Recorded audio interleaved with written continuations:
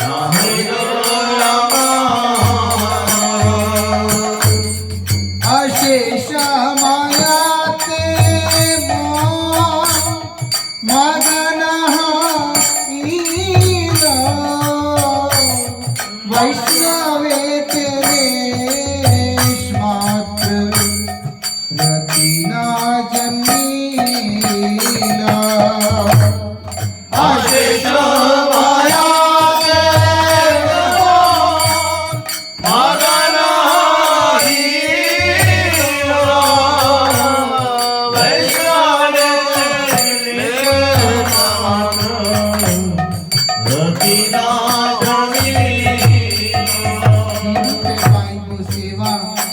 दुराचार, जिसके अंदर भगवान के प्रति भक्ति नहीं है उसका सदाचार भी दुराचार ही है, ऐसे शास्त्रों का कथन है। इसीलिए सब कुछ कर रहा हूं, धर्मार्थ काम मोक्ष की वांछा को पूर्ण करने वाले तमाम साधनों को मैं कर तो रहा हूं, लेकिन समस्या कहां आता है? जो धर्मार्थ काम मोक्ष को प्रदान करने वाले वो अनंत ब्रह्मांड नायक परात्पर परतम तत्व भगवान का श्री चरणों में आश्रय नहीं ले पा रहा। इसीलिए जो मेरा आचार है बाह्य दृष्टि से सदाचार की तरह दिखलाई देने के बाद भी दुराचार के अतिरिक्त और कुछ भी नहीं है। ऐसे दुराचार से ग्रस्त होने के कारण, यहाँ सबको हिंदी समझ में आ जाता है तो तेलुगु की बांग्ला, आज की बांग्ला बोलू तो बांग्ला ही बोलते भालो पाए। तेलुगु अच्छा, ट्रांसलेटर तेलुगु ज्यादा अच्छा, ओके। हिंदी भी सभी को आता है, हिंदी सभी को आता है। कोई नहीं समझ रहा तो ट्रांसलेशन कर सकते हैं। ठीक है, आप लोग विचार करके कीर्तन के बाद बताना, फिर हम चर्चा करेंगे। तेलुगु और हिंदी, तेलुगु हिंदी पहले पूछो कितना लोगों को नहीं आ रहा, नहीं तो वहाँ पर कोई बता देगा ट्रांसलेशन। ठीक है, एक काम करते हैं, हैदराबाद है, तेलंगाना है भैया, तेलुगु देशम है, इसलिए तेलुगु में ही कर लेते हैं। कीरूपे पाइपो సేవా ముయి దురాచార్ ఏమంటున్నారంటే ఏ రకంగా నాకు మీ సేవ లభిస్తుంది? భగవంతుని ప్రార్థిస్తున్నారు, భక్తుల్ని ప్రార్థిస్తున్నారు. ఎందుకని? శ్రీ గురు వైష్ణవే రతి నాహిలో అమార్. గురు వైష్ణవులు ఎవరైతే ఉన్నారో వాళ్ళ పట్ల నాకు ఆసక్తి అనేది లేదు కాబట్టి దానివల్ల జరుగుతున్నది ఏంటంటే సదాచారంలా కనబడుతున్న నా ప్రతి ఒక్క ఆచరణ దురాచారం తప్పితే ఇంక ఏమీ లేదు అని దాని అభిప్రాయం. చూడటానికి సదాచారంలా ఉంది, ప్రతిదీ బాగుంది. ఎందుకని? ఎవరిని హింసించటంలే, ఎవరికి ఏ రకమైన బాధ పెట్టడంలే, ఆ తర్వాత ఎంతో చక్కగా ఇంటిని, పిల్లల్ని, కుటుంబాన్ని, సమాజాన్ని చక్కగా చూసుకుంటున్నాం. అందుకనే ఇవన్నీ చూస్తే చాలా సభ్యమైన వ్యక్తిలాగా, సదాచారంతో ఉన్న వ్యక్తిలాగా, ఆచార విచారాలతో ఉన్న వ్యక్తిలాగా అనిపిస్తూ ఉంటుంది. కానీ అన్నిటికన్నా దుఃఖకరమైన విషయం ఏంటయ్యా అంటే జగతేర్ పిత కృష్ణ. ఈ సంసారానికి తండ్రి ఎవరయ్యా అంటే భగవంతుడు అని అర్థం. భగవంతుడు తండ్రి అయినప్పుడు మనం భగవంతుడి సంతానం అయ్యాక ఆ భగవంతుణ్ణి ఆరాధించకపోతే అంతకన్నా పెద్ద పితృద్రోహం అనేది ఇంకొకటి లేదు. కాబట్టి అలాంటి పితృద్రోహి సంతానం ఎవరైతే ఉన్నారో వాళ్ళు చేసే ఏ రకమైన ఆచారమైనా సరే అది దురాచారం తప్ప ఇంకేమీ కాదు అని అభిప్రాయం. లేదు మేము భగవంతుడిని ఆరాధిస్తున్నాం మోక్షం కోసం, ఆ మోక్షం కూడా నీకు కావాలని ఆరాధిస్తున్నావు తప్ప నువ్వు మోక్షం పొందిన తర్వాత ఆ స్వామికి ఏ రకంగా ప్రయోజనం కలుగుతుంది అన్న విషయం ఎవరు ఆలోచించటం లేదు. మోక్షం అంటే ఏంటయ్యా అంటే ఈ సంసార దుఃఖం నుంచి నువ్వు నివృత్తి పొందటం తప్ప భగవంతుడికి నువ్వు మోక్షం పొందటం వల్ల కలిగే లాభం అనేది ఏమీ ఉండదు. అందుకే మోక్షం అనేది ఏదైతే ఉందో అది నీకు ప్రయోజనం తప్ప ఆ స్వామికి ఏ రకంగా దానివల్ల లాభం అనేది లేదు. అందుకని ఏమంటున్నారయ్యా అంటే ఆ మోక్ష సాధన కూడా ఒక దురాచారం తప్ప అంతకు మించి ఇంకేమీ లేదు అని దాని అభిప్రాయం.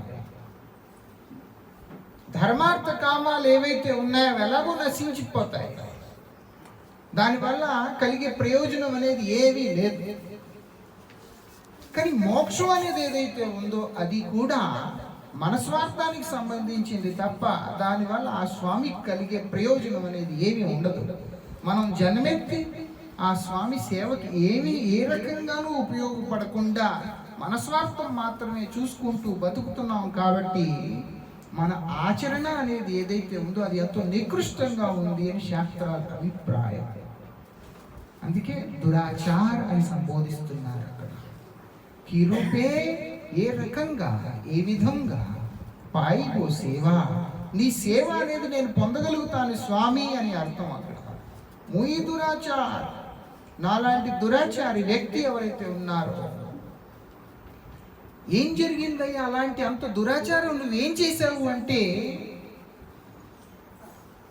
హరిజన ఛాడి హరి విముఖన की निस दिन करत गुलामी मौसम कौन कुटिल खलकामी. అర్థమైందా? హరిజన ఛాడి హరి విముఖనికి, హరిజనులు ఎవరైతే ఉన్నారో ఈ సంసారంలో హరిజనులు అనే పదాన్ని చాలా వికృతి చేసేసారు. హరిజనులు అంటే హరికి సంబంధించిన జనులు అని అర్థం. విష్ణు జనులు అంటే ఆ విష్ణువుని ఆశ్రయించిన జనులు అని అర్థం. అందుకే హరిజనులు అంటే భగవద్ భక్తులు. ఎవరైతే భగవంతుడు తప్ప ఇంక ఏమీ కావాలి అని ఎప్పటికీ ఏ రకమైన ఆశ కోరిక లేకుండా ఆ స్వామి సర్వస్వం అన్న భావంతో జీవిస్తూ ఉంటారో అలాంటి భక్తులు ఎవరైతే ఉన్నారో వాళ్ళని వదిలేసి ఛాడి హరి విముఖానికి, ఎవరికైతే భగవంతుడి మీద ప్రీతి అనేది లేదో, ఎవరిలో అయితే కేవలం ఈ సంసారం పట్ల ఆసక్తి తప్ప, ఈ సంసారాన్ని అనుభవించాలి అన్న కోరిక తప్ప, తన స్వార్థం తప్ప ఇంక ఏమీ లేదు, అలాంటి వాళ్ళ వెనకాతల ఎల్లప్పుడూ పరిగెడుతూ ఉండటం అనేది ఏదైతే ఉందో అదే అన్నిటికన్నా పెద్ద దౌర్భాగ్యకరమైన విషయం శాస్త్రాలు చెప్తున్నాయి. కర్తవ్య పాలన, ఆ తర్వాత ఆసక్తి, ఆ రెండింటిలోనూ ఉన్న భేదం ఏంటో తెలుసుకోకుండా ఎక్కడైతే ఒక కర్తవ్యం అనేది పాటించాల్సి వస్తుందో ఆ స్థానాల్లో మనం ఆసక్తులమై మన దౌర్భాగ్యపూరితంగానే మనం దుఃఖాన్ని పొందుతున్నాం. కాబట్టి అక్కడ ఏమంటున్నారయ్యా అంటే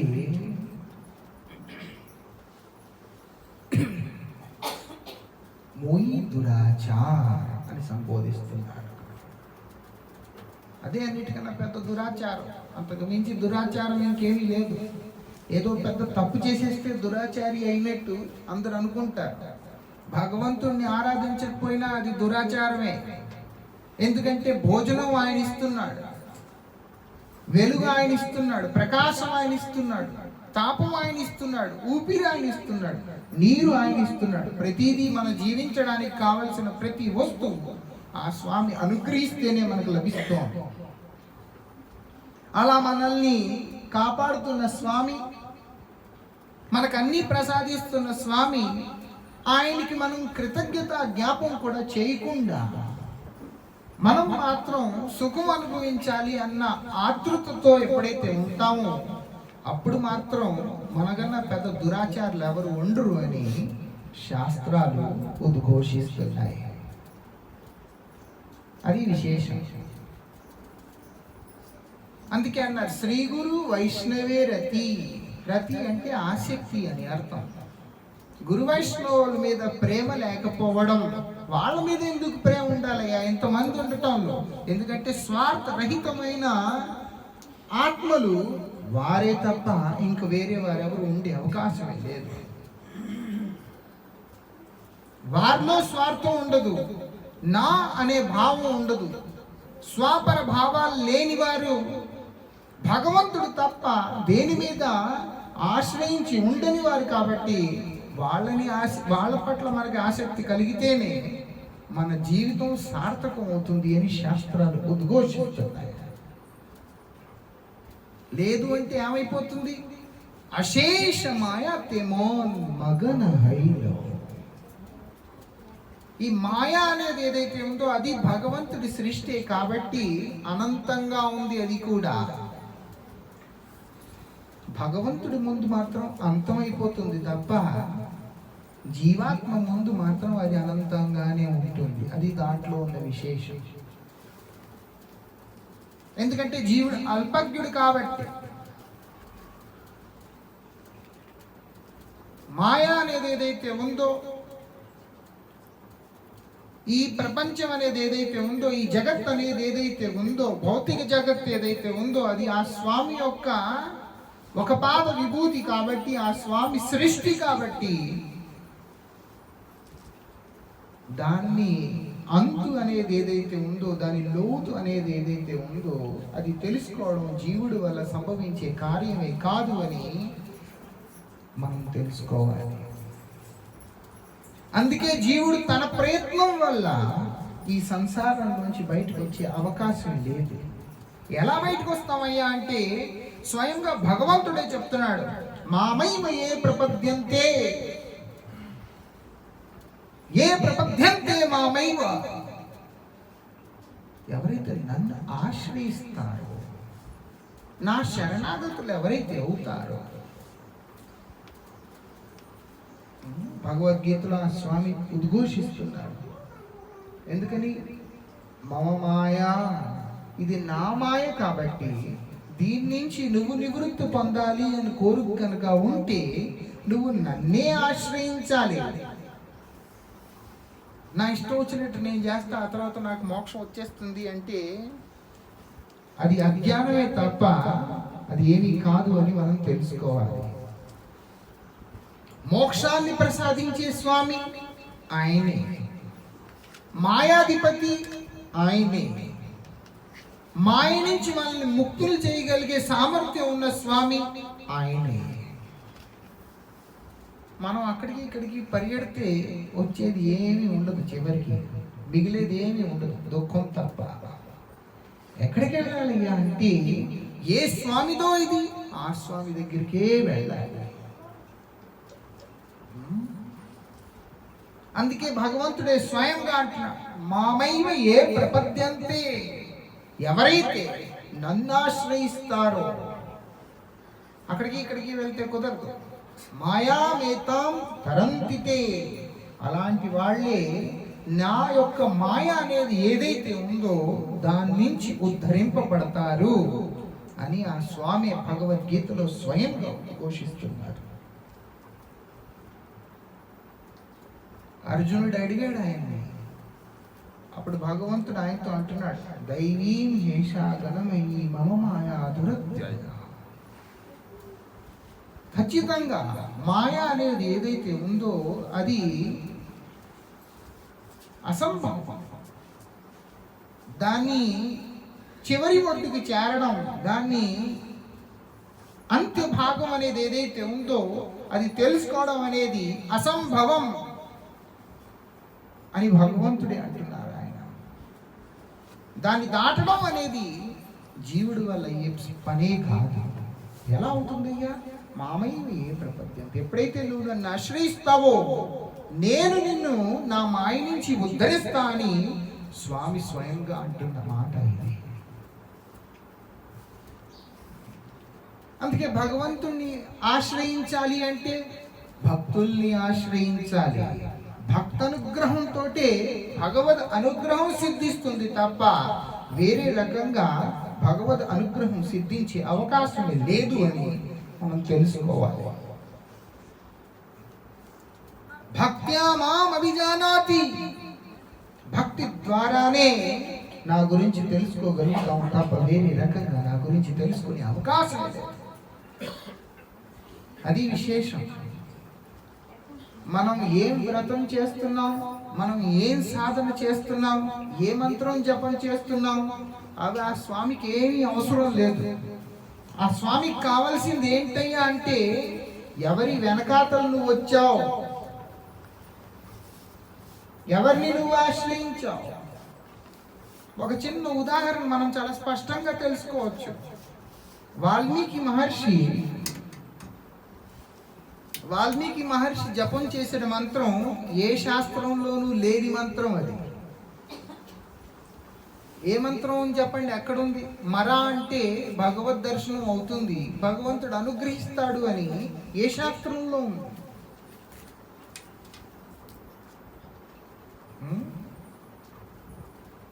అందులో కూడా దర్శనం కూడా వేరు. ఆ చనిపోయిన మృగాన్ని చూసి ఆయన ఇది మరా అని అన్నారు. ఆయన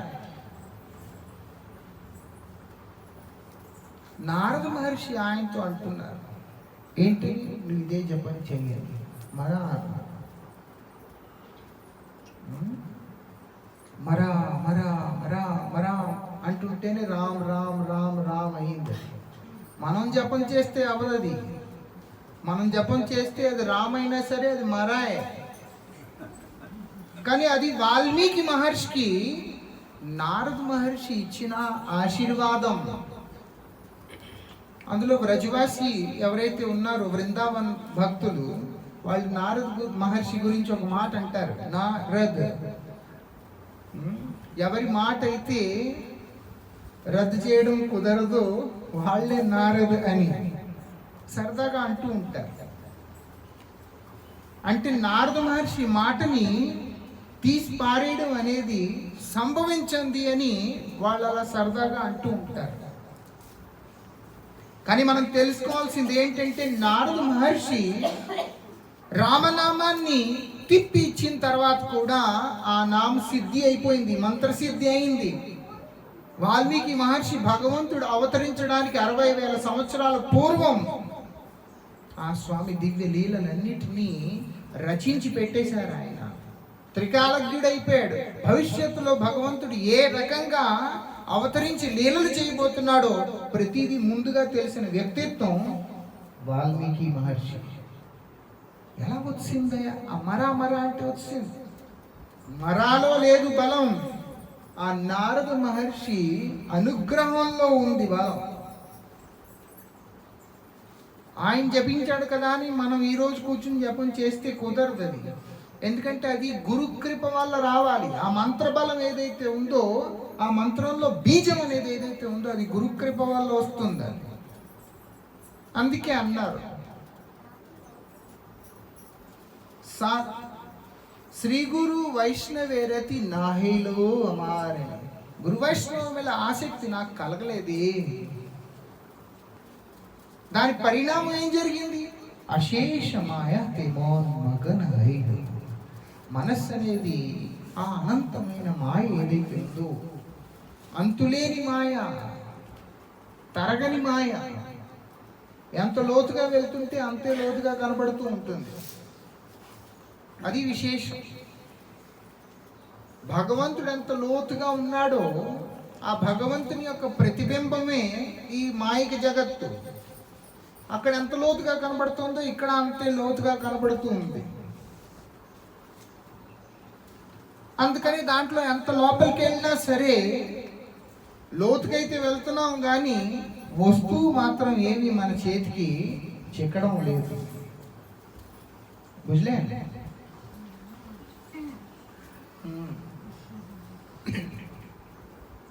दारुण कथा.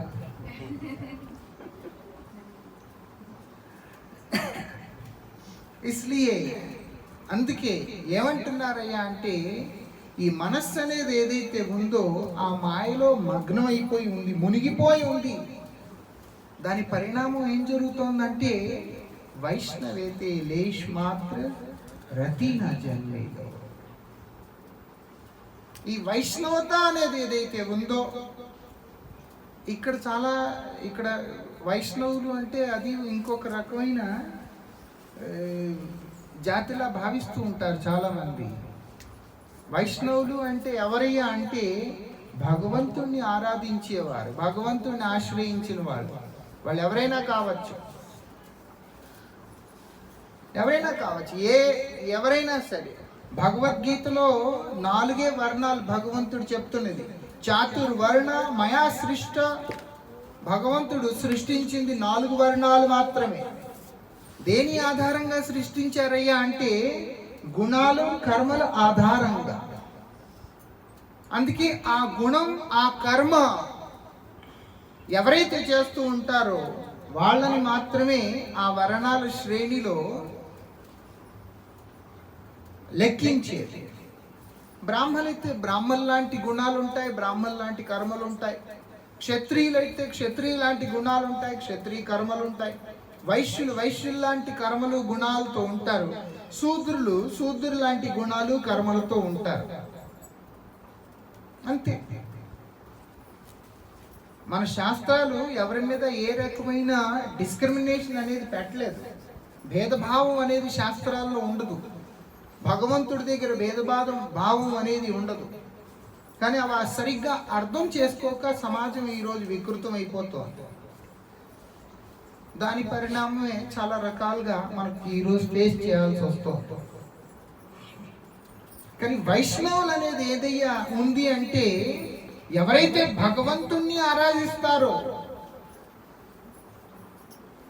వైష్ణవులు అనే వాళ్ళు ఎవరైతే ఉంటారో వాళ్ళు ఒక జాతికి, సంస్కృతికి, సమాజానికి, సభ్యతకి, పరంపరకి, దేనికి పరిమితమైన వ్యక్తులై ఉండరు అని అభిప్రాయం. సత్వ రజస్తమో గుణ భావాలు ఏవైతే ఉంటాయో వాటన్నిటికీ అతీతంగా నిర్గుణ అవస్థలో ఉంటూ ఆ భగవంతుడైన ఉత్తమ శ్లోకుడైన భగవంతుణ్ణి నిరంతరం సేవిస్తూ ఆరాధిస్తూ ఉండే వాళ్ళే వైష్ణవులు అని అర్థం. అందుకే వైష్ణవ్ అంటే వాళ్ళకి చాలా బాధ్యత ఉంటుంది. వాళ్ళు త్రిగుణాతీతంగా ఉండాలి. వాళ్ళు ఆ గుణాతీతంగా ఉంటారు. వాళ్ళు ఏ రకంగానూ సత్వరజస్తమో గుణాలకి అధీనమై ఉండరు వాళ్ళు. అందుకే భగవంతుడు ఎవరైతే ఉన్నారో ఆయన్ని ఉత్తమ శ్లోక్ అని కూడా కీర్తించడం జరుగుతోంది. ఉత్తమ శ్లోక్ అంటే ఏంటయ్యా అంటే ఈ 4 వర్ణాలు 4 ఆశ్రమాలకి అతీతంగా త్రిగుణంగా ఉంటూ ఆ స్వామిని నిరంతరం కీర్తిస్తున్న భక్తులు ఎవరైతే ఉన్నారో అలాంటి భక్తుల ద్వారా కీర్తింపబడుతున్న స్వామి అని దాని అర్థం.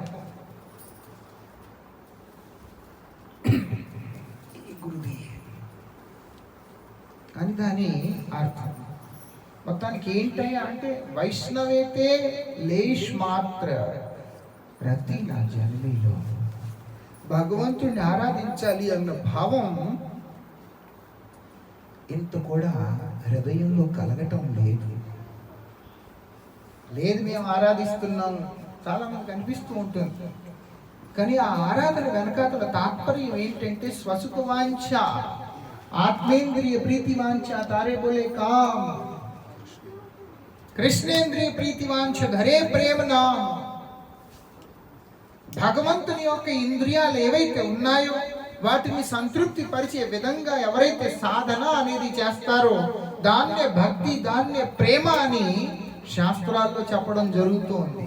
స్వసుఖవాంఛ కోసం చేసే ఏ రకమైన అనుష్ఠానమైనా సరే అది ఎప్పటికీ భగవంతుణ్ణి ఆకర్షించే అవకాశమే లేదు అని మనం చాలా చక్కగా స్పష్టంగా తెలుసుకోవాలి. ఏమంటున్నారయ్యా అంటే ముందు విషయే భూలియా అంధ హైను దీవానేసి. ఈ శబ్ద స్పర్శ రూప రస గంధాలు ఏవైతే ఉన్నాయో వాటన్నిటి మాయలో పడి వాటి వ్యామోహంలో పడి ఏమైపోయానయ్యా అంటే అజ్ఞానంతో నా కళ్ళు మూసుకుపోయాయి అని చెప్తున్నారు. విషయే భూలియా అంధ. అంధ అంటే గుడ్డివాడిని అయిపోయాను అని అభిప్రాయం. నా పగలు తెలియటం లే, నా రాత్రి తెలియటం లే.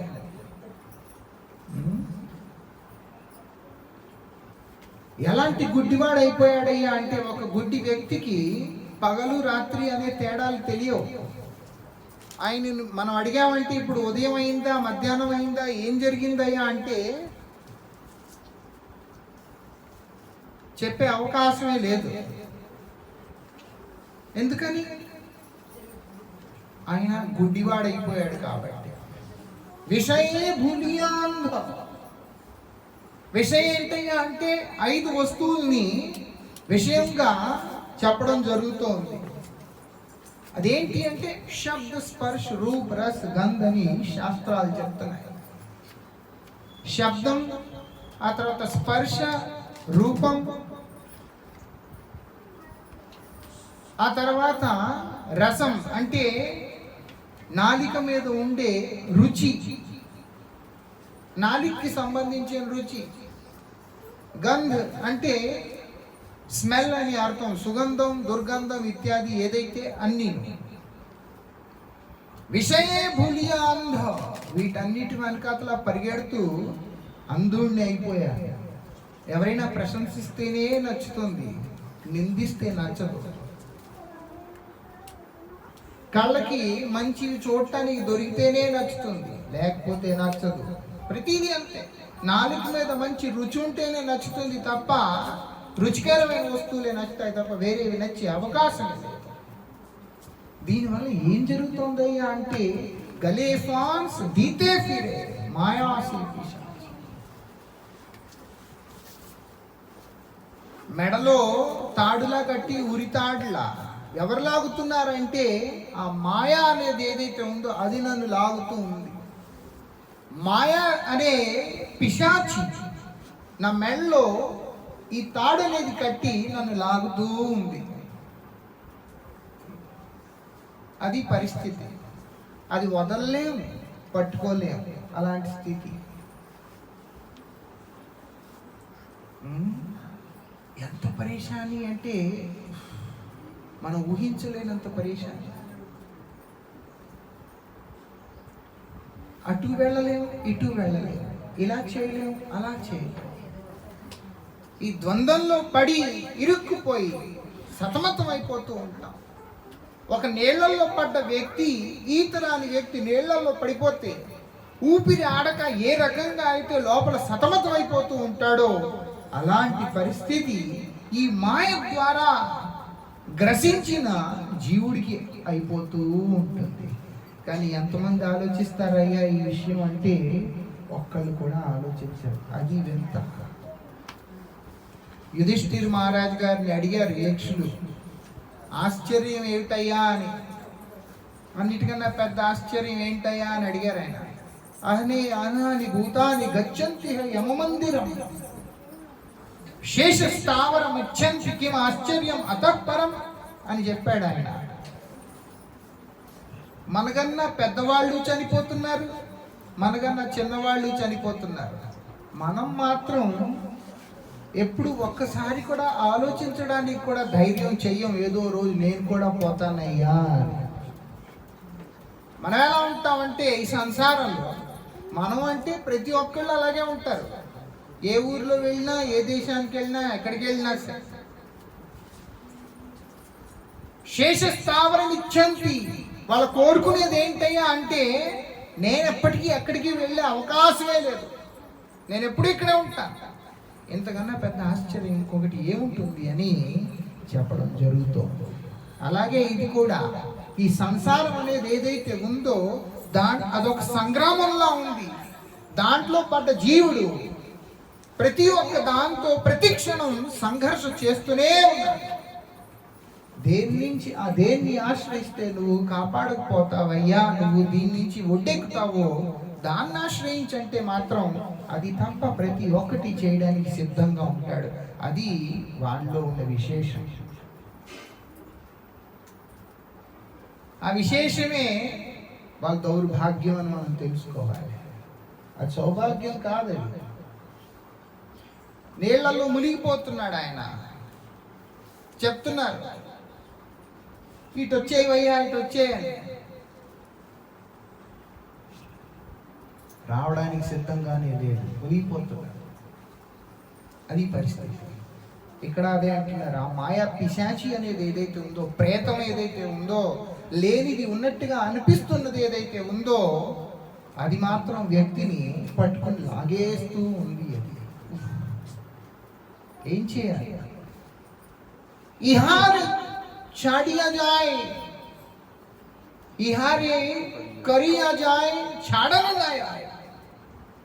వీటన్నిటినీ జయించలేకపోతున్నాం, వదలలేకపోతున్నాం. అది పరిస్థితి. వదిలేద్దామయ్యా అంటే వదలడం కష్టం, వీటిని జయిద్దామంటే జయించడం కష్టం. మరి ఎలా బయటకు వస్తావు? అదే శాస్త్రాలు చెప్తున్నాయి. మనం ఆలోచించాం కాబట్టి సత్పురుషులు మనకి చెప్తున్నారు ఏంటంటే, సాధు కృప బినా నహీ కా ఉపాయ్. సాధు కృప, భక్త కృప ఎప్పుడైతే మన మీద అనుగ్రహం ఎప్పుడైతే కలుగుతుందో అప్పుడు మనం దీని నుంచి బయటికి రాగలుగుతాము. అన్యథా దీని నుంచి మనం బయటికి రాగలిగే అవకాశమే లేదు అని మనం తెలుసుకోవాలి. సాధు కృప అంటే, ఎందుకంటే ఆ సాధువులు ఎవరైతే ఉన్నారో వాళ్ళు భగవంతుడి నామాన్ని ఆశ్రయిస్తారు కాబట్టి వాళ్ళ మాయా ప్రభావం బయట ఉన్న వ్యక్తులు. సింపుల్. ఒక వ్యక్తి నూతులో పడిపోయాడు, ఇంకొక ఆయన బయట ఉన్నాడు. బయట ఉన్న వ్యక్తి చెయ్యిచ్చి నువ్వు పైకి రావయ్యా అంటున్నాడు, అంతే. అలాగే ఈ సాధు కృప అంటే అదే. మరి ఈ సాధు అంటే ఎవరయ్యా అంటే భక్తుడు అని అర్థం. భక్తుడు అంటే భగవంతుడి మీద అనురాగం కలిగిన వాడు అని అర్థం. భగవంతుడి మీద అనురాగం కలిగిన వ్యక్తి అంటే ఈ మాయ యొక్క ప్రభావం అనేది ఏదైతే ఉందో దాని నుంచి అతీతంగా ఉన్న వ్యక్తి అని అర్థం. ఎందుకని? భగవంతుణ్ణి ఆశ్రయించిన వ్యక్తి కాబట్టి.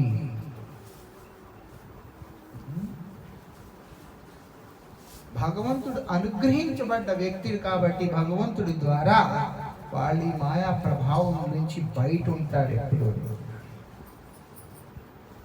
అందుకే ఏమన్నారంటే, భక్త అనుగ్రహం ఎప్పుడైతే కలుగుతుందో, సాధు కృప బినా ఆర్, అది తప్ప నహిక ఉపాయం, వేరే ఉపాయం ఏమీ లేదయ్యా. ఇప్పుడు ఫిజిక్స్ చదివిన వ్యక్తి దగ్గరికి వెళ్తేనే మనకు ఫిజిక్స్ వస్తుంది. ఇది ఒక సింపుల్ లాజిక్. ఇది లేదు, నేను వెళ్ళి తెలుగు చదివిన వ్యక్తి దగ్గర ఫిజిక్స్ నేర్చుకుంటా అంటే అది మూర్ఖత్వం. ఏ వ్యక్తి అయితే ఏ విద్యలో నిష్ణాతుడై ఉన్నాడో ఆ వ్యక్తి దగ్గరికి వెళ్ళి అదే విద్య మనం నేర్చుకోగలుగుతాం. అది దాంట్లో ఉన్న విశేషం.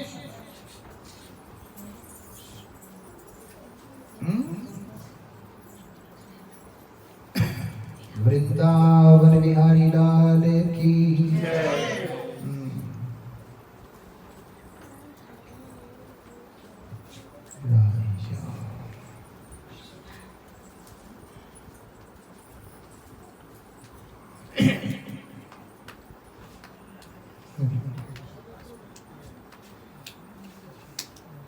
ఏ వ్యక్తి అయితే ఏ విషయంలో అయితే నిపుణుడై ఉంటాడో అలాంటి వ్యక్తుల దగ్గరికి వెళ్తేనే ఆ విషయానికి సంబంధించిన జ్ఞానం అనేది మనకి లభిస్తుంది. అందుకే మాయ నుంచి ఎవరైతే ముక్తులై ఉంటారో అలాంటి వాళ్ళని ఎప్పుడైతే మనం ఆశ్రయిస్తామో అప్పుడే మనం కూడా మాయ నుంచి ముక్తులం కాగలుగుతాం తప్ప వేరే రకంగా మనం దీని నుంచి ముక్తి పొందే అవకాశం లేదు అని శాస్త్రాల అభిప్రాయం. ఈ రోజుల్లో ఇలాంటి మాటలు ఎవరు చెప్పరు, ఎందుకంటే అరగవు కాబట్టి. అది విశేషం. పిల్లల్ని బాగా చూసుకోవయ్యా, పిల్లల్ని బాగా ఇలా చేయాలయ్యా, చాలా మంచి బోధన చేశారు. ఇక్కడ కూడా అలాగే ఉంటుంది. ఇద్దరు ముగ్గురు విన్నాను. నార్త్లో అయితే ఖచ్చితంగా ఇలాగే ఉంటుంది. అత్తగారితో చక్కగా ఉండాలమ్మా, ఇలాంటి మాటలు చెప్తే వాళ్ళకి బాగా నచ్చుతుంది. అరే ఏదో రోజు మనందరం పోతామయ్యా, ఆ తర్వాత పోయేటప్పుడు ఆ కాలం ఏదైతే ఉంటుందో పోయే కాలం అని అంటారు కదా, ఆ సమయం మనల్ని ఎవరు ఆదరిస్తారు, ఎవరు రక్షిస్తారు? ఒంటరిగా పోవాలి. అప్పుడు తల్లి, చెల్లి, అన్న, తమ్ముడు, అక్క, అన్నయ్య ఎవరు రారు వెంట. ఎవరి వెనకాతలైతే మనం జీవితం అంతా కొట్టుకుని ఉన్నాము, ఎవరితో పాటు అయితే మనం క్షణం వేదన పడుతూ ఉన్నాము, ఒక్కళ్ళు కూడా ఆ సమయంలో మనతో పాటు వచ్చే అవకాశం లేదు. కాష్టంలో అది ఆ అర్థి అనేది ఏదైతే ఉందో అది మనది ఒంటరిగా కాలుతుంది తప్ప అక్కడ మనతో పాటు ఉండేవాళ్ళు ఎవరు ఉండరు. అదే జీవితం. అందుకే ఏం చేయాలి అంటే ఈ మాయాతీతమైన అవస్థ అనేది ఏదైతే ఉందో దానికి మనం చేరాలి. అది ఎలా వస్తుంది అంటే దాని గురించి చెప్తున్నారు. సాధు కృప బినా నాహిక ఉపాయ. సాధు కృప అనేది ఏంటయ్యా అంటే భగవంతుణ్ణి పైనుంచి తీసుకొచ్చి మన ముందు పెట్టగలిగే సామర్థ్యం ఉన్న వ్యక్తి అని అర్థం. సాధువు కనుక కోరుకుంటే భగవంతుడు ఆ జీవి మీద అనుగ్రహించి తీరాల్సిందే. అది సంగతి. ఎందుకని అహం భక్త పరాధీనో, నేను భగవంతుడికి ఆధీనున్నై ఉన్నాను అని స్వయంగా భగవంతుడే చెప్తున్నాడు. నేను నా భక్తుడికి ఆధీనంగా ఉన్నానే. ఎందుకంటే నా భక్తుడు మై అనన్య భావేన భక్తి కుర్వంతి ఏ దృఢాం మదాశ్రయ కథామృష్ట శృణ్వంతి చ కథయంతి చ మదర్తే తత్వ కర్మాణి తత్వ స్వజన బాంధవం. అది విశేషం. ఎందుకంటే మదర్థే నా కోసమే, త్యక్త కర్మాణి. కర్మాణి అంటే కర్మలు అని అర్థం. ఆత్మేంద్రియ ప్రీతివాంఛ కార్యాలు ఏవైతే ఉన్నాయో, స్వసుఖాన్ని కోరుకునే కార్యాలు ఏవైతే ఉన్నాయో వాటన్నిటినీ పరిత్యజించాడు అని అర్థం. ఇలా చేస్తే సుఖపడచ్చు, కానీ వద్దు, నాకు ఆ స్వామే కావాలని ఆ సుఖాలన్నిటినీ తిరస్కరించి ముందుకొచ్చిన వ్యక్తి అని అర్థం. ఎంత పెద్ద త్యాగం అది. భగవంతుడు ఏమంటున్నాడయ్యా అంటే ఏ రకంగా అయితే నువ్వు నా ముందుకు వస్తావో అదే రకంగా నేను నిన్ను అనుగ్రహిస్తాను. మనం ప్రతిదీ ఆ స్వామి సేవ కోసం అని వదిలేస్తే ఆ స్వామి కూడా మన కోసం అని ప్రతిదీ వదిలేస్తారు. అది ఆ స్వామిలో ఉన్న విశేషం. అందుకే అన్నారు మై అనన్య భావేన భక్తిం కుర్వంతి దృఢామని. దృఢత, దృఢ భావంతో, నిశ్చల భావంతో అనన్య భక్తి. నువ్వు తప్ప నాకు ఇంకా వేరే గతి లేదు, నేను నీ మీద నిర్భరపడి ఉన్నాను, నిన్నే ఆశ్రయించి ఉన్నాను స్వామి అన్న భావంతో ఎవరైతే ఉంటారో, అనన్య భావం. అక్కడ కిచిడీ లేదు. ఇంకా వాళ్ళని ఆరాధించకపోతే వాళ్ళు ఏమైపోతారు, వీళ్ళని ఆరాధించకపోతే వీళ్ళు ఏమైపోతారు, అలా ఎలా అయిపోతుంది, ఇలా ఎలా అయిపోతుంది, ఏమీ లేదు. ఎలా అయితే ఒక స్త్రీ, ఒక కన్య పెళ్లి చేసుకొని అత్తగారి ఇంటికి వచ్చిన తర్వాత ఏ రకంగా అయితే ఆ తల్లి భర్త మీదే నిర్భరపడి ఉంటుంది, భర్త స్థానంలో ఇంక వేరొకరిని పెట్టే అవకాశమే లేదు. భర్త లేడు కదా అని మరిదినే భర్త అనుకుంటాను అంటే అది సమాజం అంగీకరించింది. ఆ తర్వాత చరిత్ర అనేది ఏదైతే ఉందో దాన్ని భ్రష్టు చేసేది తప్ప ఇంకేమీ కాదు అని మనం తెలుసుకోవాలి. భర్త స్థానం ఏదైతే ఉందో అది భర్తకే అంకితం. కానీ భర్తతో ఉన్న సంబంధం వల్ల మరిదిని కూడా ప్రేమిస్తుంది, ఆ తర్వాత పెద్దన్నయ్యని ఆయన్ని కూడా ప్రేమిస్తుంది, ఆ తర్వాత భర్త చెల్లెల్ని అక్కల్ని వాళ్ళని కూడా ప్రేమిస్తుంది, వాళ్ళ అమ్మ నాన్నని పిల్లల్ని చుట్టాలని అందరినీ ప్రేమిస్తుంది. ఎవరైనా వస్తే వాళ్ళకి సేవలు కూడా చేస్తుంది. అలా ఉండాలి అనన్య భక్తి అంటే. అనన్య భక్తి అంటే చాలా మంది అనుకుంటారు మిగతా వాళ్ళందరినీ రిజెక్ట్ చేసేయాలి అని. అక్కడ రిజెక్ట్ కాదు అంటున్నది ఏంటయ్యా అంటే ఒకళ్ళ మీద నిర్భరపడి ఉండాలి అని. నువ్వే నాకు గతి, నువ్వు తప్ప నాకు ఇంకా వేరే వారు ఎవరు లేరు స్వామి అని. నీతో ఉన్న సంబంధం వల్లే ఈ సంసారం అంతా నీ సృష్టియే. కాబట్టి ఈ సంసారంలో ఉండే ఈ సంసారాన్ని పరిపాలిస్తున్న దేవతలందరూ నీ యొక్క సృష్టి. కాబట్టి వాళ్ళందరినీ నేను నమస్కరిస్తూ ఉంటాను, గౌరవిస్తూ ఉంటాను. కానీ నా ఆరాధన అనేది ఏదైతే ఉందో, నా సేవ అనేది ఏదైతే ఉందో అది నీకు మాత్రమే అంకితం. ఆ భావం ఉండాలి. అలాంటి భావం ఎవరిలో అయితే ఉంటుందో భగవంతుడు అలాంటి భక్తులకి ఆధీనం అయిపోతాడు.